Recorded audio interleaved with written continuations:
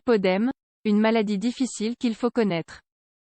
Même si certains confondent cette maladie avec la cellulite, le lipœdème ne se guérit pas avec un changement de régime alimentaire, puisqu'il s'agit d'une maladie chronique.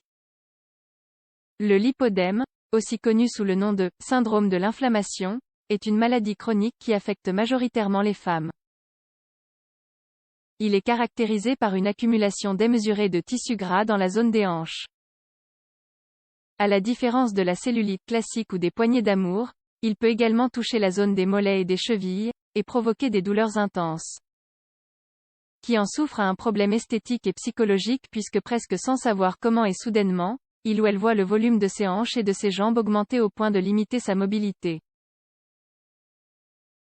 Le lipœdème n'est pas très courant chez les hommes mais dans le peu de cas connus, on remarque une inflammation très frappante de la zone du visage. Il faut savoir, également, que ce n'est pas un simple problème d'obésité. L'alimentation et les habitudes de vie du patient n'ont rien à voir avec cette accumulation excessive de graisse. Il s'agit en effet d'une maladie d'origine génétique qui entraîne aussi de la souffrance physique. Aujourd'hui, dans cet article, nous voulons vous parler de cette maladie pour donner aux personnes affectées toute la visibilité qu'elles méritent. La vie avec le lipœdème, un défi à affronter au quotidien. Sarah a 29 ans et sa vie était tout à fait normale jusqu'à ce qu'elle accouche. Après son accouchement et alors qu'elle élevait son bébé, elle a commencé à suivre un régime rigoureux pour perdre l'excès de poids qu'elle avait pris pendant la grossesse. Mais, au fur et à mesure que les mois passaient, son corps a commencé à subir quelque chose d'inhabituel. Elle a minci du tour de taille, du torse et des bras, qui ont repris leur taille originale, mais ses hanches et ses jambes n'ont cessé d'accumuler de la graisse, et encore de la graisse. Au bout d'1 an et demi, elle ne pouvait à peine marcher et était obligée de se déplacer en fauteuil roulant. Les médecins n'ont pas tardé à lui donner le diagnostic, lipœdème. Une maladie dont Sarah n'avait jamais entendu parler. Sa vie a alors tourné au cauchemar.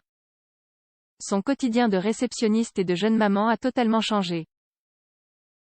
Les options de traitement sont limitées et les seules approches thérapeutiques qu'on lui offre sont des bas de contention et des exercices doux. Une autre alternative est la liposuction. Mais elle n'a pas de moyens économiques pour payer une telle opération. De plus, les médecins lui affirment qu'en peu de temps, le lipœdème reviendra, ses jambes gonfleront à nouveau. Sarah est consciente qu'elle va avoir besoin d'aide pour s'occuper de son bébé et qu'elle devra sûrement trouver un autre travail. Son miroir lui renvoie maintenant l'image d'une autre femme qu'elle va devoir accepter et aider. Qu'est-ce qui cause le lipœdème? Aussi curieux que cela paraisse, il n'existe pas beaucoup d'études claires et objectives sur les origines du lipœdème, cette accumulation excessive de graisse dans les jambes, les bras ou le visage dans le cas des hommes. On suspecte qu'il y a une cause génétique et que des facteurs métaboliques, inflammatoires et hormonaux peuvent agir.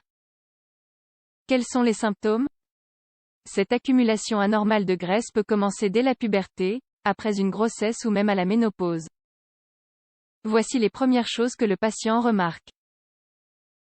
Des douleurs dans les tissus mous au repos, quand on marche ou quand on les touche. Une accumulation subite de graisse, lipodémique, au niveau du tour de taille, des mollets ou des chevilles. Les pieds ne sont pas affectés.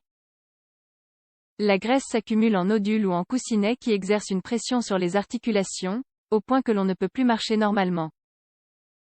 La peau perd en élasticité. Des œdèmes et des bleus apparaissent. Au bout de quelques mois, après cette première étape, la personne remarque les choses suivantes. Sensation de froid constante, fatigue, la peau acquiert une texture similaire à celle de la gomme, douleur chronique et une détérioration progressive de la mobilité. Deux facteurs qui, ajoutés aux problèmes d'image, génèrent des sentiments d'abattement, de colère et de tristesse qui peuvent déboucher sur une dépression. Y a-t-il un traitement pour le lipœdème? Comme nous l'avons signalé précédemment, le lipœdème n'a rien à voir avec une mauvaise alimentation ou avec des habitudes de vie peu saines. Il s'agit d'une maladie chronique, limitante et usante pour les personnes qui en souffrent. D'où le fait que l'approche thérapeutique doit être large, individualisée et ne pas négliger la part psychologique. Les régimes et les diètes de jeûne ne résolvent pas le lipodème. Il n'existe pas non plus de traitement pharmacologique spécifique qui puisse résoudre cette tendance excessive à accumuler de la graisse. Les traitements les plus communs sont les suivants. Les bas de contention qui drainent et éliminent la graisse. Les massages focalisés sur le drainage lymphatique manuel. La pressothérapie, les ondes de choc, la mésothérapie, la radiofréquence. Sachez aussi que la liposuction n'aide pas forcément. Ce n'est pas la solution et dans de nombreux cas, elle peut être très négative car la graisse réapparaît au bout d'un moment. Beaucoup de patients constatent de très bons résultats avec la natation. Il s'agit finalement de trouver la stratégie qui fonctionne le mieux pour chaque malade. Il est important d'aborder chaque approche avec optimisme, en acceptant le changement et la maladie contre laquelle il n'existe pas encore de solution efficace.